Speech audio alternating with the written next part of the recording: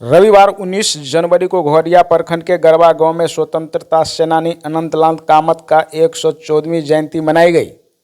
अनंत जीवन ज्योति संस्थान के तत्वाधान में आयोजित इस जयंती समारोह का अध्यक्षता संस्थान के अध्यक्ष विजय कुमार ने किया और मंच संचालन राम नरेश कामत ने की।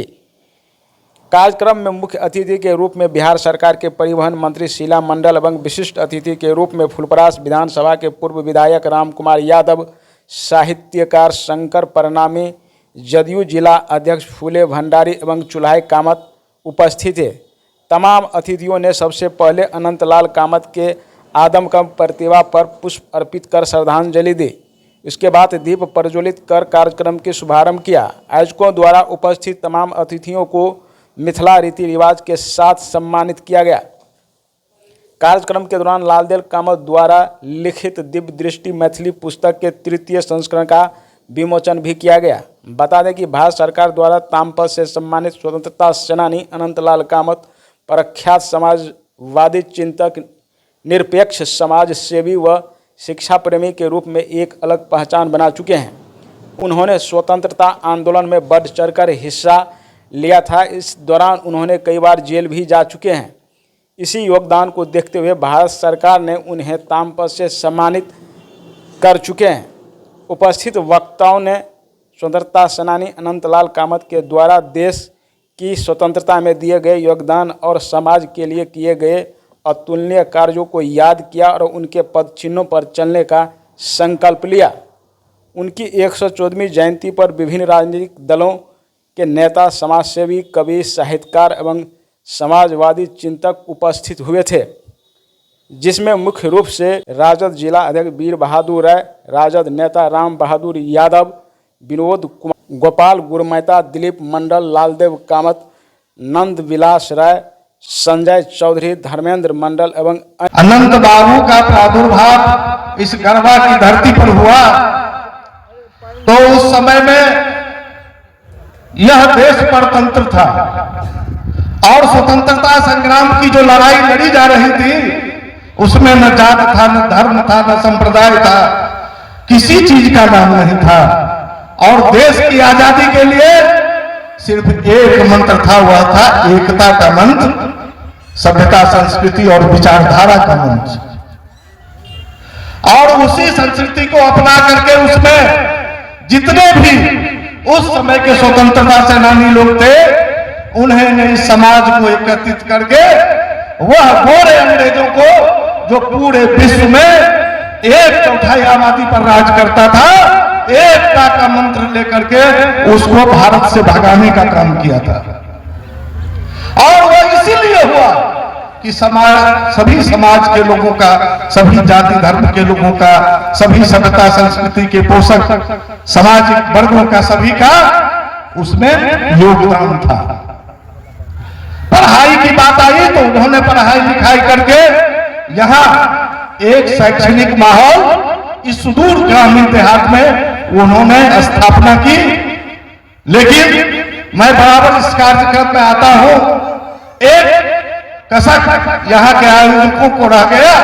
जो हुलासपट्टी में जो विद्यालय की स्थापना हुई थी उसका स्थापना अनंत बाबू ने किया था, लेकिन उनकी प्रतिभा वहां नहीं लग पाई।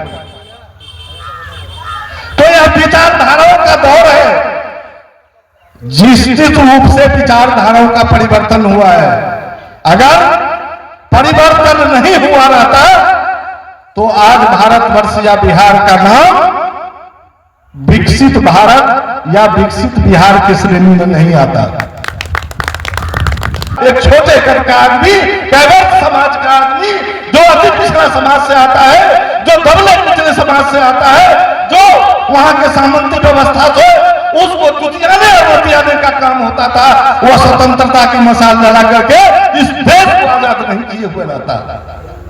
फुलपरास की इस इलाके में बाबू सूरज नारायण सिंह से लेके, बाबू अनंत कामत से लेके, बाबू रसिकलाल यादव से लेके, बाबू देवनारायण गुरमैता से लेके यहाँ दर्जनों लोग आजादी की लड़ाई के लिए मुकम्मल रूप से तैयार करके आजाद को प्राप्त करने का काम किया।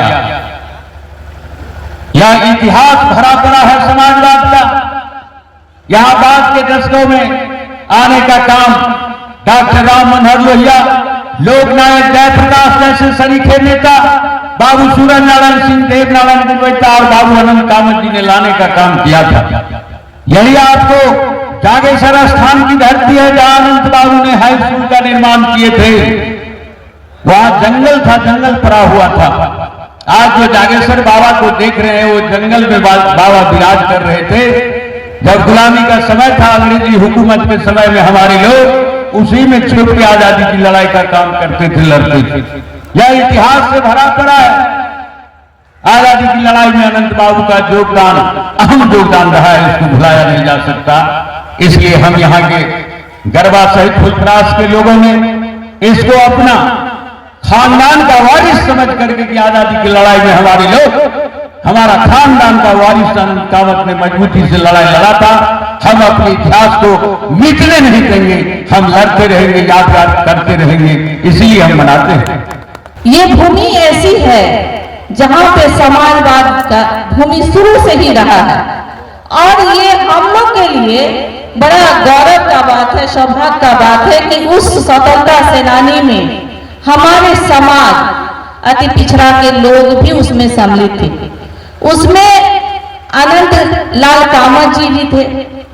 तो ये बहुत बड़ी बात है। जिस समय हमारे परिस्थिति ऐसा था, समझिए अभाव में ही प्रभाव डालता है। कोई भी, जितने भी बड़े लोग हुए हैं, चाहे बाबा साहब हो, कर्पूरी जी हो, सबने अभाव में प्रभाव डाला। वो परिस्थिति कैसी रही होगी जिस समय ना हमारा माटी था ना हमारे पास बाटी था। उस परिस्थिति में इस गांव से अनंत लाल कामत जी जैसे लोग उस समय लड़ाई लड़े आजादी के, और उन्होंने अलग जगाया शिक्षा के लिए। कितनी चेतना थी उनके पास, कितनी समझ थी उनके पास, ये हमको गर्व करने की जरूरत है।